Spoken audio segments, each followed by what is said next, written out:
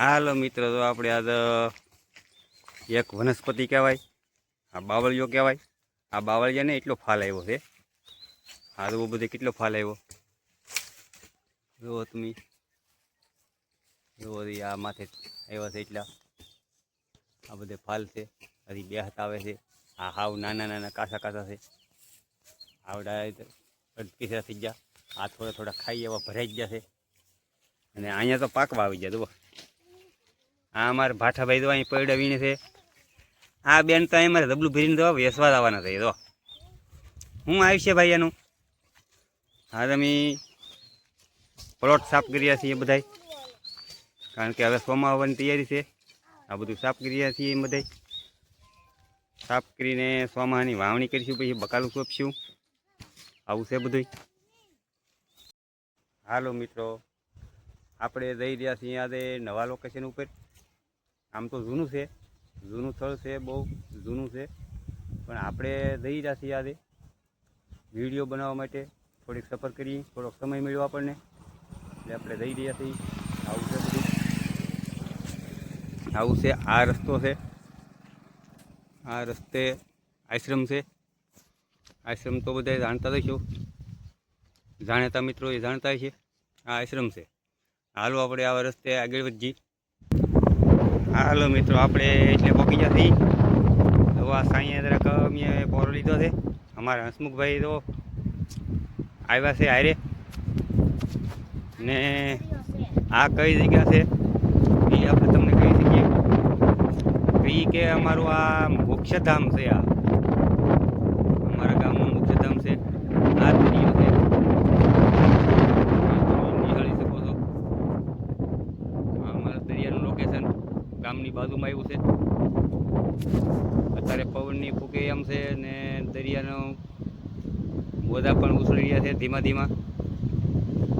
આવું છે બધું. આ મગરબેટનું મગરબેટ કહેવાય છે. આ વસાળ બેકરું છે.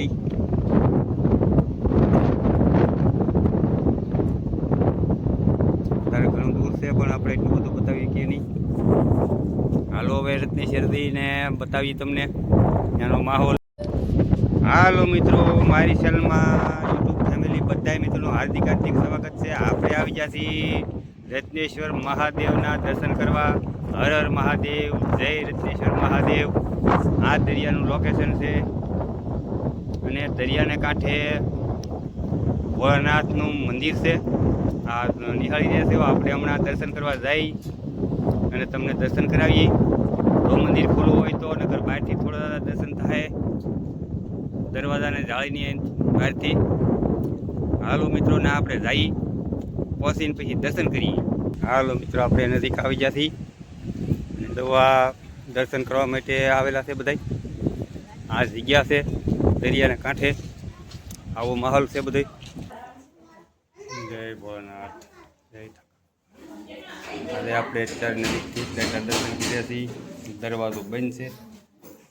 આવું છે મિત્રો, થોડા દર્શન કરી નહીં શકીએ આપણે.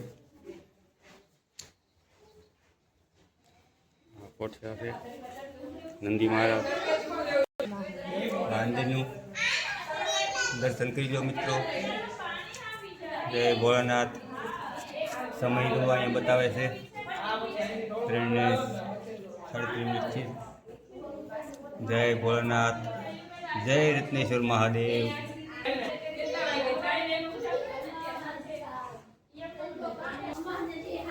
બાઈની મળશે આ મંદિર.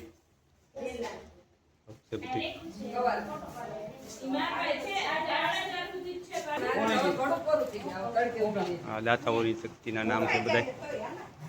રસ્તો બનાવ્યો એના માટે. આ મંદિર છે મહાદેવ, મહાદેવ, જય ભોળાનાથ, જય રત્નેશ્વર મહાદેવ. તો મિત્રો, આ ગુફામાં જવાનો રસ્તો છે. આપણે અંદર જવામાં મોડા પીડ્યા અને ભૈરાનો નજારો જોવામાં વહેલા પીડ્યા, કારણ કે હજી કાંઠે પાણી આવ્યા નથી. અંદર આવી ગયા છે. આ રસ્તો છે. આપણે આ રસ્તે એટલે સુધી રીતે અહીંયા પાણી આવી ગયું છે. આ અંદર ગુફાનો નજારો છે.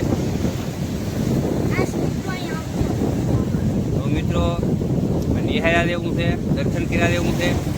આ દરિયાનું લોકેશન છે, બહુ આનંદ આવે એવું છે.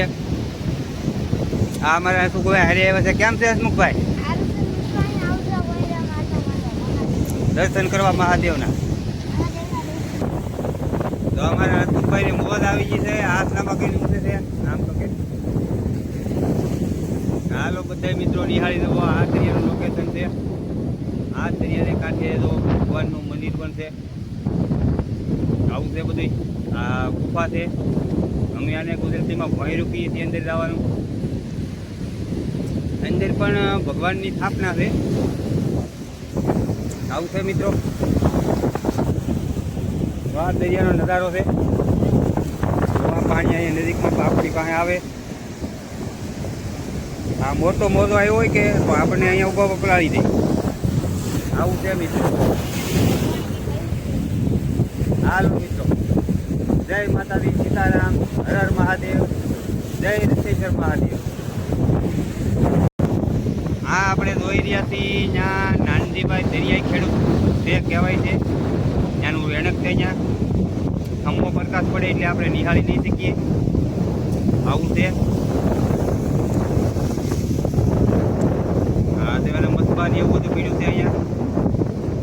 આ દરિયાને કાંઠે એનું રહેણક છે. આ જંગલ વિસ્તાર છે બધો.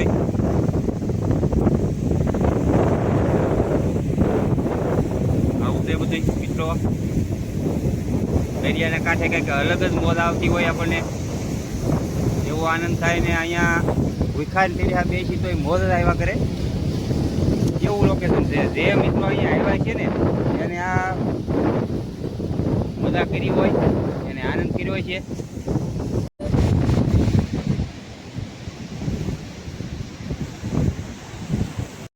સારું મિત્રો, અહીંયા પણ એક સ્થાપના છે. અહીંયા સ્થાપના કરેલી છે. આ સ્થાપના બનાવેલી છે જે અંદર છે. અને આ મંદિરમાં છે એ પાંડવોની સ્થાપના કરી એવું કહેવાય છે. બહુ જૂની સ્થાપના છે.